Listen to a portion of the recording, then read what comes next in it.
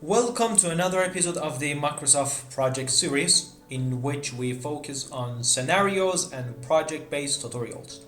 In this series, we will guide you through each aspect of the MSP software using various scenarios and a practical hands-on approach. The third part of the MSP project, after defining the tasks and their predecessors in previous episode, is related to the resources.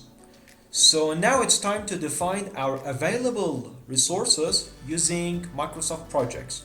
Therefore, in this part of our tutorial, we will explore how to import various information about our resources into these famous software. Since we follow the practical approach for teaching the Microsoft projects, here we have a scenario in which we are going to implement on Microsoft projects. In your projects, you have different resources that you want to allocate to different tasks which you have defined for your project. In this example, there are 5 resources, as you can see in these slides, in which one of them is related to the material resources that will be consumed during the projects, and the other resources are related to human resources, for example the workers or the consultants that are involved during this project. There is one point about the resource C in which it's about its availability. Before the 8th day of November in 2022, we have only 10 of them. However, after that, we would have 12 of them in terms of the availability. And as the last column, there are some data about the cost of each resources.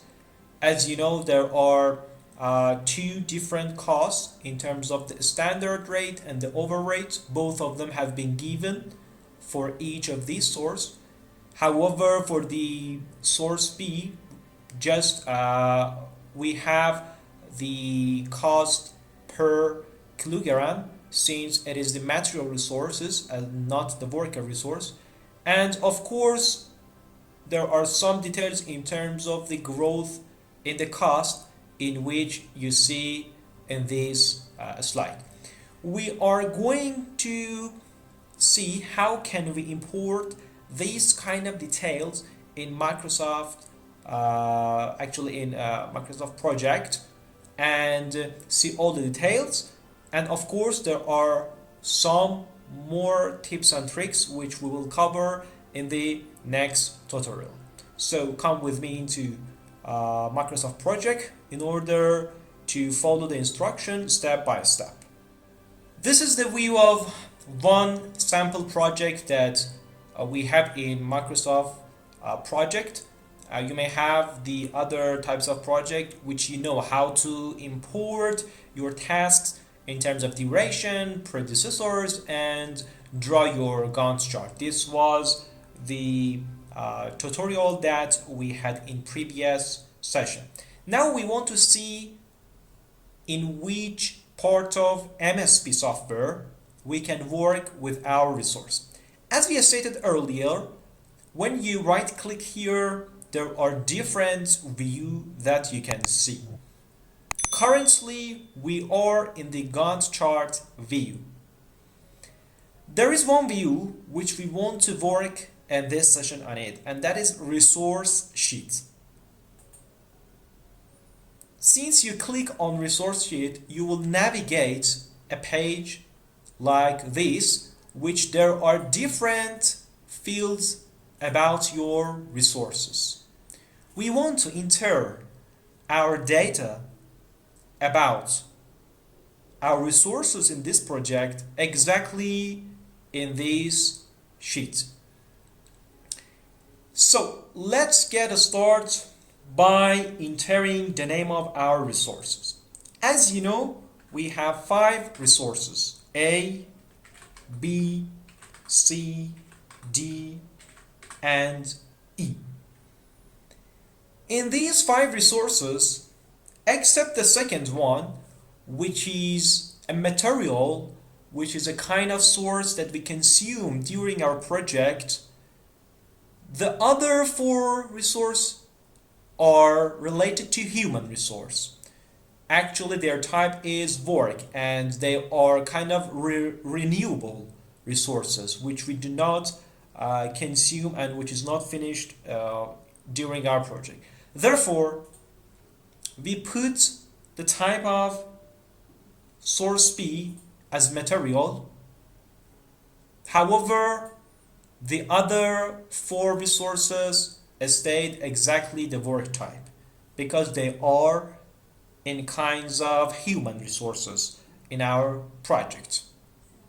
Since the second resource is in the types of material and it is stated that it is calculated per kilogram, here we write kilogram in order to have this state.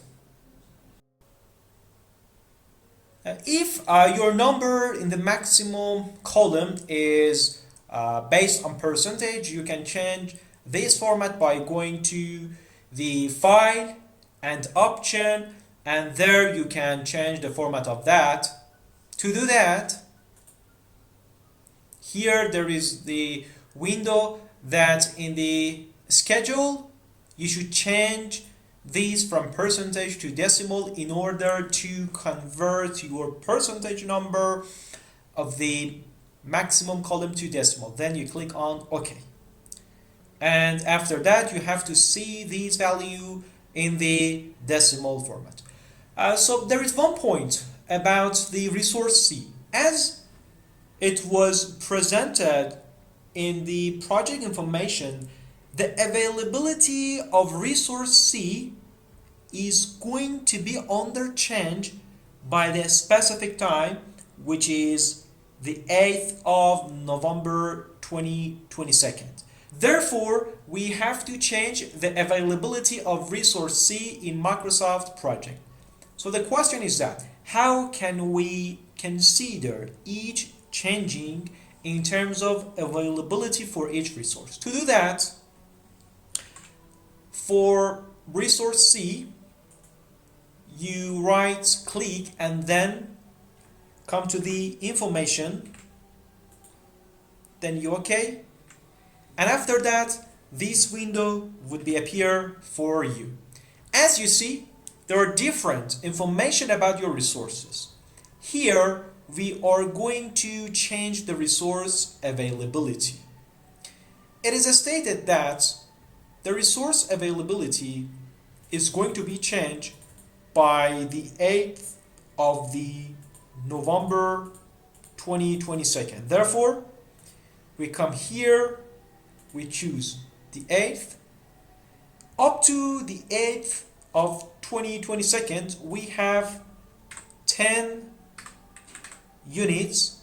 And after that, from the 9th up to the end of project, we will have 20 units from our resources. Then we click on OK. So this was a really important point in which you may face in different projects, and that is how to consider different availability of our resources in projects. So let's go to the other part of our project. Now it's time to enter the data about each resource cost. As you know, there are 2 different costs which we have. One of them is a standard rate and the other one is overrate. The standard and the overrate are defined for the work type resources. However, for the material sources, just we have the standard error. So we start by resource A and we enter the cost of that, in which we have 20,000 per day for the standard rate, and for the overrate we have 4,000. For the resource B, just we have 5,000 per kilogram, and then for resource C we have 10,000 per day, and in terms of the overrate we have 4,000 per hours, and for resource C we have subsequently 30,000 per day and 6,000 for over. And finally, for the last resource, we have 40,000 per day and then 7,000. As you can see, these are the data that we can enter for our resources. However, there are some points about the cost. As you can see, the cost of resource B and the resource E are not constant during our project. In other words, we have an average of 10% growth for resource B from the specific date, and similarly we have the average of 5% growth for resource E. Therefore, we have to consider all different changes which we will have in terms of the cost during our project. How can we consider that? We first start by the resource B. To do that, we right click on that, we go to the information window, and here as you can see, for this part we go to the cost tab. In the cost tab, as you can see, there is a table in which the first column is effective date. In this special project, the effective date for the resource B, actually it means the date that the cost is changing, and that is by the 10th of 22nd November. Therefore, I go to here, then I click on the 11th, since it is stated that after the 10th day of the November we would have the change. So here we have the 10% growth. Therefore, I write 10%, then I click on OK. As you can see, automatically 10% growth we will have in our project for the cost of resource C. Then I click on OK, and that would be applied to my data, since we are now after that specific date, after that effective date, this price is considered 5,500. The other resources which we have changed in its price, it's related to resource E. Therefore, I should go to the information tab, and as you can see, similarly, I should go to the costs, and here I should consider the effective date which I have. What was the effective date? The effective date was in November 2022. So I go to November 2022, and it was on the 16th day of November. How much was the average growth for this resource? It was around 5%. So here there is a point. If we have the growth for both cost rate, I mean for both standard rate and over rate, you have to consider 5% growth for overtime rate too. However, if in your real project just there was the limited growth in only one of these two categories, you can put and increase just one of them.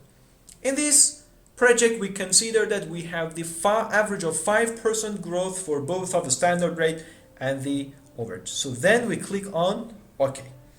That's it. Now we have entered the fundamental information about our resources in terms of their type, in terms of their cost, and their availability. Of course, there are some other important tips and tricks for resources in which you have to consider in your project, which we will discuss and go to the details in the upcoming videos from the MSP tutorials series. Thanks for watching this video. I will see you soon in next episodes.